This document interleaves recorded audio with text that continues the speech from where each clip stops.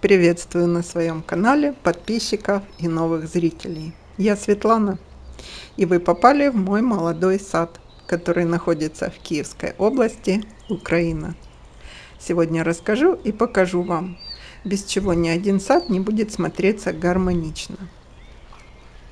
Сад — это не только вертикали из хвойных, акценты в определенных зонах из штамбовых растений, гортензиевых или розовых деревьев, аллеи из кустарников и хвойных розарий, миксбордеры.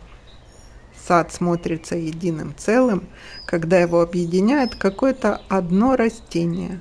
Оно как бы создает фон для главных лидеров сада.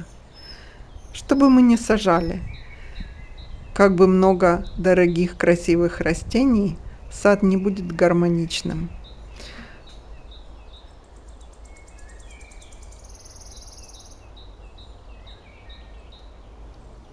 Особенно красиво будет, если это растение цветет. Я выбрала садовую гвоздику многолетнюю. Ее еще называют голландской. Случайно так получилось, купила 2 деленки, и за один летний сезон, первый, она так разрослась, что я ее наделила на небольшой бордюр и решила посмотреть, как будет выглядеть. А зимой еще оказалось, что ее листья совершенно не боятся ни мороза, ни снега. Удивительно.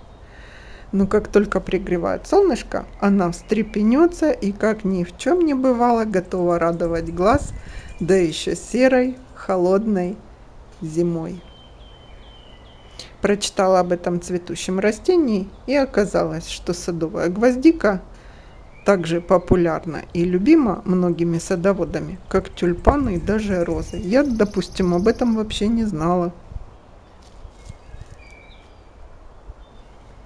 Точная страна происхождения так и останется тайной, потому что ее выращивали и селекционировали почти во всех странах Средиземноморья. Можно флокс шеловидный сажать, многие мне скажут, но он больше как почвопокровное цветущее растение и не совсем для бордюра подходит, больше для подпорных стенок, и еще он намного медленнее нарастает. Чем же она мне пришлась по душе, сейчас отвечу. Полива в первый год у меня не было, и я просто о ней забывала. У нас еще и стройка только-только начинала. А она росла себе и ничуть по этому поводу не переживала. Солнышко очень, правда, любит. В тенистых местах она вытягивается, и кустик становится более рыхлым, разваливается.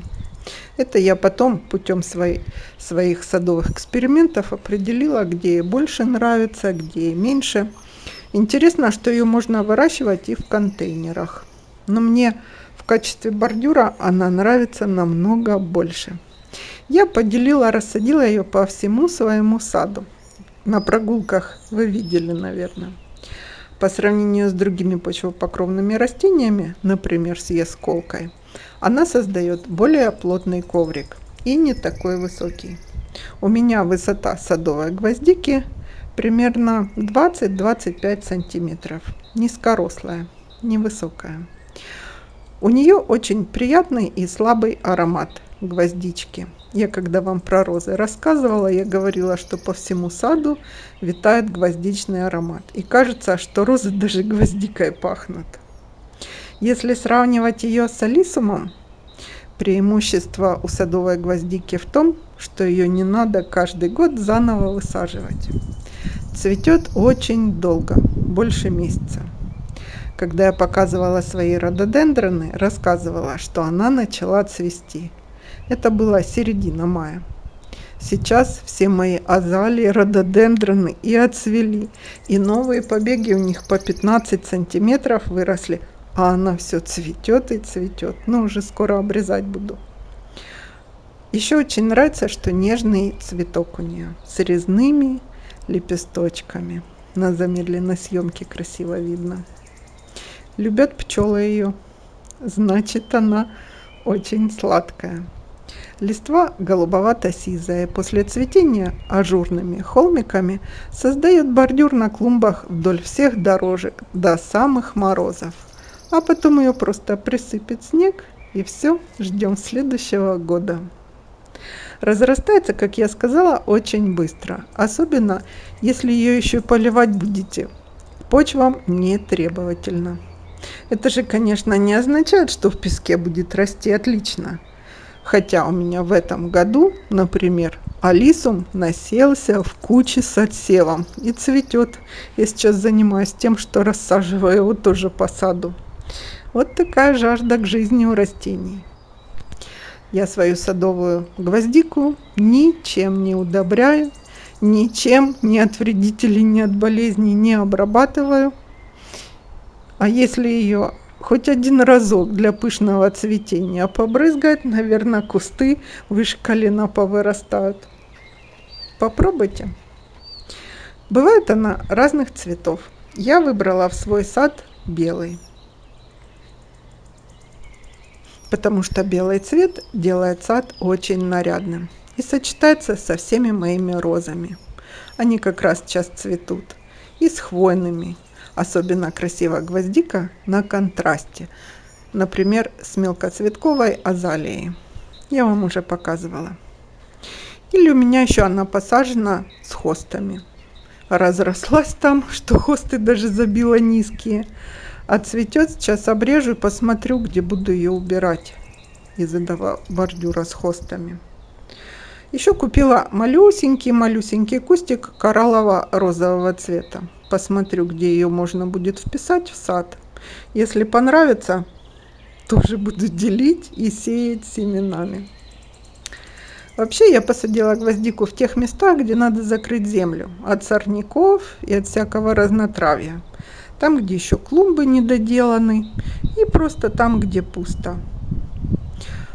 У меня всего 3 растения в саду, которые служат фоном для этой картины. Алисум, ясколка и она, садовая гвоздика. Петунии еще, но они больше для цветовых ярких пятен в моем саду. Акценты. Если сравнивать, алисум низкий коврик создает, но тоже ароматный. У меня, кстати, есть видео про алисум. Ясколка, мне кажется, что она более агрессивна и высока. Хотя она у меня тоже закрывает неприглядные места. Но я про нее отдельный обзор сделаю. Садовую гвоздику рекомендую. Выбирайте свой любимый цвет и пробуйте. Посадите, например, в ноги к розам. И будет ясно, ваш этот цветок или нет.